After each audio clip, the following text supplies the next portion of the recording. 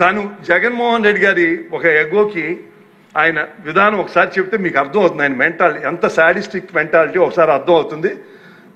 చిరంజీవి గారు సురేఖ్ గారిని ఒకసారి రమ్మంటే కారు పోర్టుకోలోకి వెళ్ళి భార్యాభర్తలు వచ్చి ఇన్వైట్ చేసి లోన తీసుకెళ్లారు. తర్వాత సినిమా వాళ్ళ డిస్కస్ చేయాలి అంటే వాళ్ళే లిస్ట్ పంపారు. ఆ లిస్టులో బాలకృష్ణ గారు వీళ్ళెవరు లేరు. ఆయనకి కలుస్తూ ఇష్టం లేదు. ఆయన ఎవరిని కలవకుండా రాజకీయాల్లో సంబంధం లేకుండా డిగ్నిఫై వేరేగా ఉన్న ప్రభాస్ గారిని అలాగే మహేష్ బాబుని రాజమౌళి గారిని రమ్మన్నారు. చిరంజీవి గారు వాళ్ళందరినీ రమ్మన్నారు. తనకు జరిగినట్టే ట్రీట్మెంట్ అని వాళ్ళు రామన్నారు. రావంటే కూడా బతిమాలి ఆయనకున్న మొహాటంతో వస్తే ఫస్ట్ షాక్ గేట్ దగ్గర కారు ఆపేశారు. అందరూ దిగి రమ్మన్నారన్నారు. అదేంటి అనుకుని వెళ్ళారు. లోన సెకండ్ షాక్ ఇంత పెద్దాన్ని పిలిచి ముందు పోసాని మురళీకృష్ణ ఇట్లాంటి కూర్చోబెట్టి అనుకున్నారు. మూడో షాక్ సీఎం గారు మిమ్మల్ని కలవట్లేదు, సినిమాటోగ్రఫీ మంత్రి వచ్చి మీకు చెప్తారన్నారు. అప్పుడు చిరంజీవి గారు కొంచెం గట్టిగానే ఏంటి మీరు పిలిస్తే మేము వీళ్ళందరినీ తీసుకొస్తే ఆయన రానంటారంటే వచ్చారు.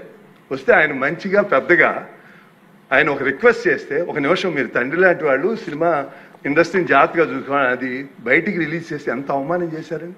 ఇంతకన్నా సాడిస్ట్ మెంటాలిటీకి ఇంకేం ఎగ్జాంపుల్ కావాలి? వాళ్ళని అవమానం చేయాలా? వాళ్ళు బతుకు వాళ్ళు ఎవరు సంబంధం లేకుండా ఉన్నారు. అలా చేసి అలాగే మనం ఈ సభలో చూద్దాం. మీ పరిస్థితి ఏంటి అధ్యక్ష? మీరు నాకు 30 ఏళ్ళ నుంచి మీ పుట్టినరోజు నేను వస్తున్నాను.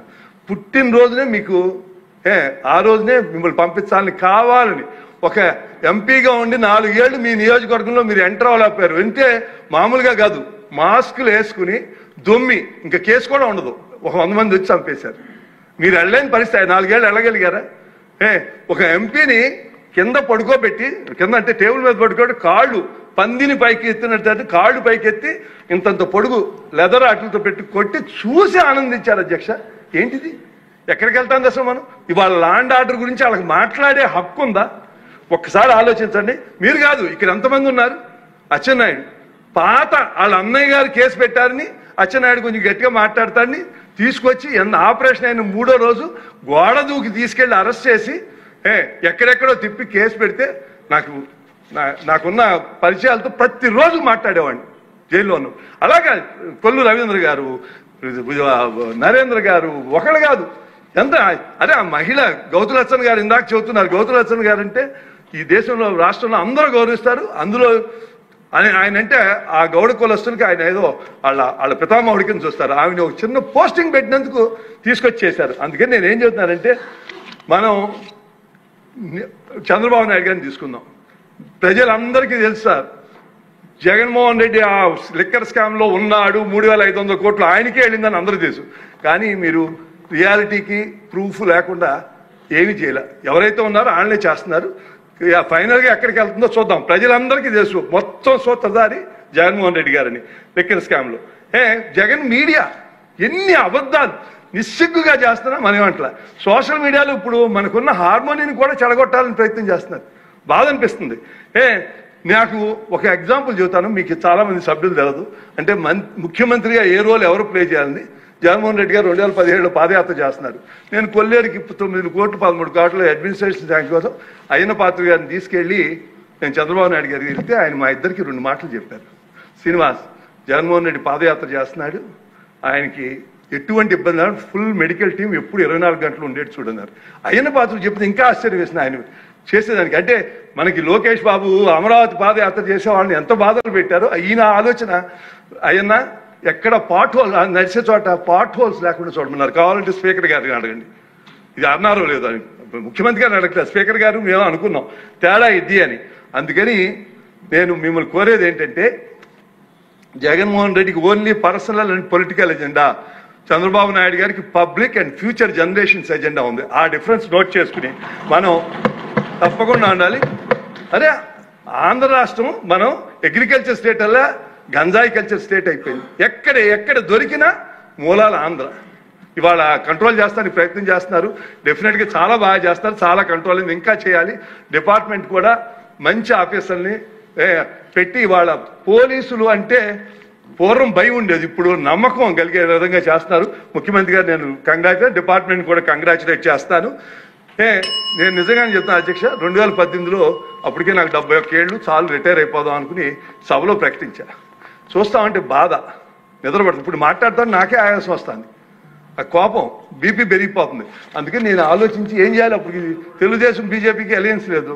అందుకని నేను వెళ్ళి ఎవరికి ఉంది పవన్ కళ్యాణ్ గారికి సెప్టెంబర్ పవన్ కళ్యాణ్ గారికి 2023 మార్చి ఏప్రిల్లో ఫోన్ చేసి కలవాలి బాబు అంటే రండి ఇప్పుడే వచ్చేయండి అన్నారు. వెళ్ళి మీరు వచ్చి దయచేసి కైక్లూరులో నుంచండి, 2 సార్లు వస్తే చాలు, అనౌన్స్మెంట్ ఇక్కడ నుంచుంటున్నాను, 2వ సారి నామినేషన్కి వస్తే చాలు, గెలిపించుకున్న బాధ్యత నేను చేస్తాను బాధతో చెప్పా. తప్పకుండా, ఎందుకంటే మనం ఎవరో శాస్త్రం కాదు, ఈ రాష్ట్రం శాస్త్రం, ఫ్యూచర్ జనరేషన్ శాస్త్రం. ఒక నిమిషం అధ్యక్ష, నిజంగా ప్రజలు మనం ఎవరన్నా ఊహించారా ఇంత మెజార్టీలు ఇంతమంది గెలుస్తారని? మనం ఎవరన్నా ఊహించావా? ప్రజలు అమాయకులు అనుకోవద్దు. 164 సీట్లు ఇచ్చారు, దాంట్లో ఇవాళ జగన్మోహన్ రెడ్డి వచ్చి ఏమీ తెలవనట్టు మాట్లాడుతున్నాడు. అది కేసులు పెడతారు, బట్టలు ఉడదీస్తాను, అధికారులు భయపడతాను. నిజంగానే ఒక అధికారి అన్నాడు, నేను రిటైర్ అయ్యి 2 కూర్చుని మాట్లాడుతున్నాను, నాకేం ఇబ్బంది ఉండదు, నేను రిటైర్ అమ్మో ఆడు కనుక సారీ గౌరవ పులివెందుల ఎమ్మెల్యే గారు కనుక వస్తే ఏం జరుగుతుందో మాకు భయం వేస్తుందండి అన్నారు. అలా భయపెడుతున్నారు. దయచేసి ఒకటి గుర్తుంచుకోండి, ప్రజల అమాయకులు కాదు. ఒక్కసారి గుర్తు చేసుకుని ఆయన మనం కూడా గుర్తు చేయాలి.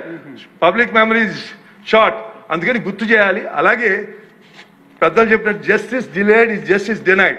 సిబిఐ అలే సొంత బాబాయిని చంపేస్తే 7 ఏళ్ళు అయిపోయింది. కొంచెం సభ్యులు ఎర్లీగా వెళ్ళాలి, సిబిఐకి ఒకటి పెట్టాలి. 2 అలాగే అసలు అన్ని కేసులు అన్నాడు జైల్లో ఉండి ఒకసారికి కోర్టుకు కూడా వెళ్ళట్లా.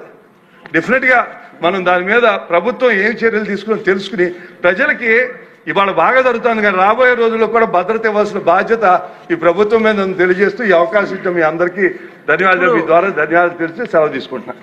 ఇప్పుడు నందమూరి బాలకృష్ణ గారు మాట్లాడతారు.